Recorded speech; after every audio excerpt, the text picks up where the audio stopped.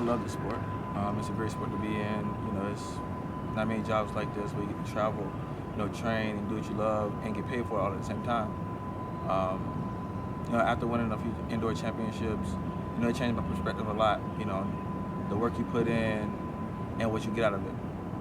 I always love football, but this right now is where I'm taking my life.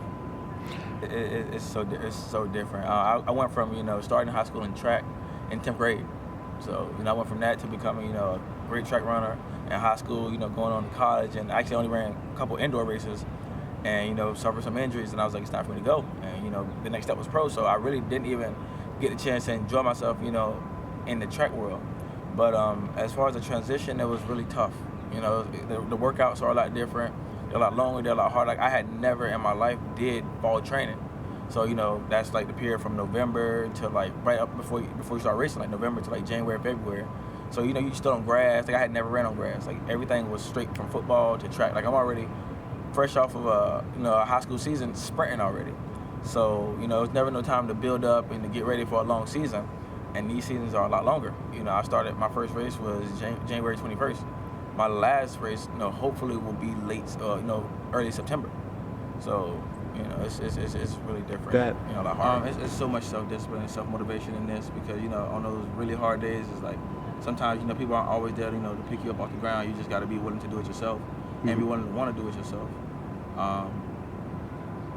It's tough, I can say that much, especially when you're having bad days and bad races and stuff, and you're just trying to figure out, what's going on. You're training your best and you're feeling your best, and you're just going out there and you're not giving it your best. So that goes for like a lot of things in life, It's just so much you want to accomplish out of life. Just like, so many things you want to accomplish out of track. Everybody wants to, go to the Olympics and World Championships and get medals and stuff. Everybody wants to, have a nice home, take care of their family, stuff like that.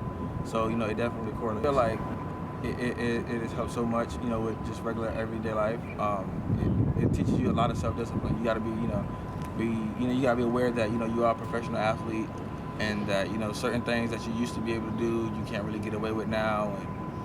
And, it just helps, to be able to motivate and push others. When you got training partners that's, not doing so well, you can motivate and push them just like in life when you got, people that's down, you want to help them out.